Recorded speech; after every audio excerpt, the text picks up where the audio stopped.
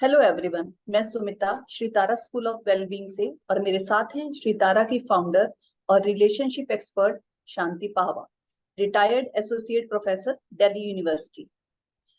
पिछले एपिसोड में हमने बात की कि तुम अपनी बात खुद को ही कम्युनिकेट नहीं कर पा रहे। आज हम जानेंगे कि क्यों नहीं कर पा रहे तुम अपनी ही बात खुद को communicate. Over to Shanti ma'am. Thank you Sumita. Actually इस कम्युनिकेशन की प्रॉब्लम को समझने के लिए हमें इसकी जड़ में जाना होगा। हुआ ये था कि बचपन से ही तुमने सुंदर शब्द और अच्छी बातें जान ली थी, कहीं से भी जान ली, कैसे भी जान ली, और फिर खुद ने खुद को ही कहा कि मुझे तो यही सुंदर शब्द और अच्छी बातें ही जीनी है। जैसे कि तुमने सुना कि अपनी बात गुस्से में नहीं, हमेशा प्यार से ही कहनी चाहिए, और तुम लग गए इसको जीने में। लेकिन बहुत बार ऐसा हुआ कि तुम ऐसा नहीं कर पाए। ये ऐसी हालत है जैसे कि तुम खुद को ही कहो कि मुझे ये खाना कान से नहीं, हमेशा मुंह से ही खाना है, और फिर तुम काफी बार अपना खाना कान में ही डाल लो, और बरसों बरसों तक यही तुम करते रहे। तो तुमने अपने ज्ञान को खुद नहीं जिया, और वही ज्ञान तुम दूसरों को भी दिए जा रहे हो, लेकिन तुम ये देख ही नहीं पाते। तुम इसी तरह की बातें दूसरों को भी कहते रहते हो और सुनते भी रहते हो, लेकिन उन्हीं बातों को तुम काम में नहीं ले पाते हो। जैसे कि तुम सब्र रखने की बात भी करते हो। तो क्या सब्र और पेशेंस जैसे वर्च्यूज का कोई भी रोल नहीं है हमारे जीवन में? देखो, होता क्या है कि इन वर्च्यूज का एक खेल सा चलता रहता है तुम्हारे मन में। तुम सब्र की बात सुन लेते हो, कह भी देते हो कि सब्र रखना चाहिए, पेशेंस रखनी चाहिए, और फिर ये भी कहते सुनते रहते हो कि किसी से भी दबना नहीं चाहिए अननेसेसरली। ये दोनों ही तुम्हारा ज्ञान है, और तुम्हारे पास कोई नाप नहीं है कि कितना और कहां तक तो सब्र रखना है, और फिर उसके बाद अपनी ही पॉकेट से ना दबने वाला ज्ञान निकालकर यूज करना है। इसलिए तुम सब्र की बात को ना तो खुद को ना किसी और को कम्युनिकेट कर पाते हो, और जो ज्ञान तुम्हारे पास है उसे तुम ना तो खुद को और ना ही दूसरों को बता पाते हो। तो फिर तुम कम्युनिकेशन गैप के दर्द में रहते हो। कोई तो ऐसा तरीका होगा कि हमारे मन में इस कम्युनिकेशन गैप का जो दर्द है वो मिट सके।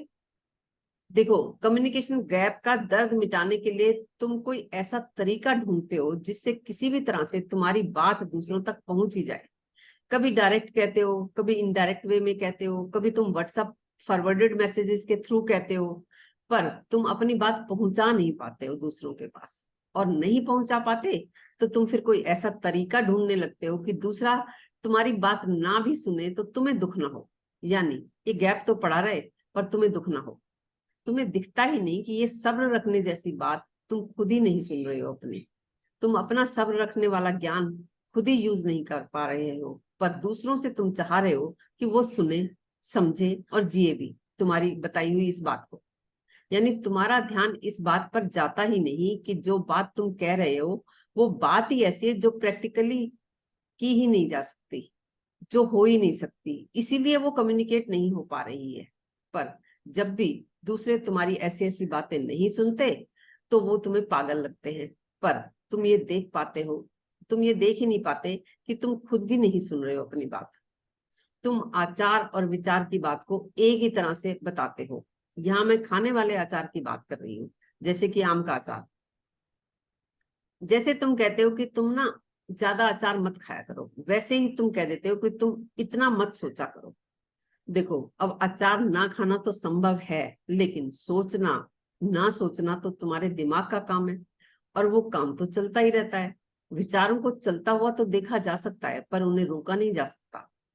इस बात को मैंने थॉटलेसनेस की 2 वीडियोस में, जिनका एपिसोड नंबर 31 और 32 है, में एक्सप्लेन किया है। आप सुन सकते हैं उन वीडियोस को। खैर, हम अपनी बात किसी को कम्युनिकेट कर सकें ये बहुत बड़ी बात है। हम अपनी भावनाएं किसी को कह सकें और फिर वो हमारी भावनाएं समझ सके, और किसी की भावनाएं हम भी सुन सके और समझ सके, इससे अधिक कुछ किया नहीं जा सकता। बिल्कुल सही कहा आपने। अगर आप अपनी बात नहीं कह पा रहे हैं तो कम्युनिकेशन तुम्हारी समस्या है, और इस समस्या से निकलने के लिए ये जरूरी है कि तुम ये जानो कि इसके लिए अधिकतम किया क्या जा सकता है। हाँ बिल्कुल, क्या बाकी कामों के लिए तुम ऐसा ही नहीं करते हो? वो चाहे घुटने का दर्द हो या पेट का दर्द हो। इन प्रॉब्लम्स के लिए तुम एक्सपर्ट्स के पास जाते हो, तो समस्या की जड़ में जाने के लिए ही तो उससे रिलेटेड टेस्ट करवाते हैं वो डॉक्टर्स। रिलेशनशिप में कॉन्फ्लिक्ट और कॉन्फ्लिक्ट का दर्द हम सब के मनों की रियलिटी है, और इस दर्द की जड़ में है कम्युनिकेशन गैप। जैसा कि नारायण मूर्ति ने कहा कि अगर आपका कम्युनिकेशन स्किल कमजोर है तो आपकी सारी क्वालिटीज बेकार हैं। ऐसी तुम्हारे हर कॉन्फ्लिक्ट की जड़ में है कम्युनिकेशन गैप। तुम अगर ऑब्जर्व करो तो तुम्हें दिखेगा कि तुम कह कुछ और रहे होते हो, दूसरा समझ कुछ और रहा होता है, और फिर तुम सफाइयां देते रहते हो कि नहीं नहीं मैंने ये नहीं कहा था, या फिर मेरा ये मतलब नहीं था। ऐसी तो सामने वाले को लगता है वो कहता कुछ है, तुम कुछ और समझ लेते हो। इस तरह से प्रॉपर बातचीत हो ही नहीं पाती। बात शुरू कहीं से होती है, पहुंच कहीं और जाती है। एक्चुअली कोई भी अपनी बात कन्वे नहीं कर पा रहा, कोई भी एक दूसरे की बात सुन ही नहीं रहा, मानना तो दूर। वक्त के साथ साथ झगड़े और मनमुटाव बढ़ते ही रहते हैं। हम या तो लड़ रहे होते हैं, या बच रहे होते हैं, या डर रहे होते हैं, या फिर दूरी बना लेते हैं। बहुत जल्दी फीलिंग्स की तो बात ही खत्म हो जाती है, और इस तकलीफ की वजह से कम्युनिकेशन बचता ही नहीं, सिर्फ इंफॉर्मेटिव काम चलाऊ बातें ही रह जाती हैं। जैसे कहाँ जा रहे हो, कब तक लौटोगे, बच्चे कहाँ हैं, सब्जी क्या बनाई है, ये सामान लेते आना, कल उनके घर जाना है, वक्त पर घर आ जाना। इमोशनल बातें या इश्यूज पर बातें होती ही नहीं है, जो कि तुम्हारी असली जरूरत है, जो कि तुम्हारे मन का मजा है, मन का स्वाद है। तो दिखा आपको कि कैसे हर समस्या, हर झगड़े की जड़ में कम्युनिकेशन गैप है। ना तो हम अपनी बात खुद को कन्वे कर पाते हैं, ना ही हम अपनी बात दूसरों को समझा पाते हैं। सही कहा आपने। इश्यूज पर बात करना हमारी असली जरूरत है, और आज हमने जाना कि दूसरों के साथ कम्युनिकेशन गैप को देखने से पहले खुद से दूरी को जानना होगा, और जानना होगा ये कि क्या कम्युनिकेट किया जा सकता है और क्या कम्युनिकेट किया ही नहीं जा सकता। और इस गैप को डील करने के लिए जो किया जा सकता है और जो आप कर रहे हैं उसमें कोई तो गैप है, तभी आप अंत तक हमें सुन रहे हैं। कम्युनिकेशन पर हमारी एक प्लेलिस्ट है एपिसोड 16 से एपिसोड 19 तक। आप अगर सुनेंगे तो आपको कम्युनिकेशन पर क्लैरिटी मिलेगी।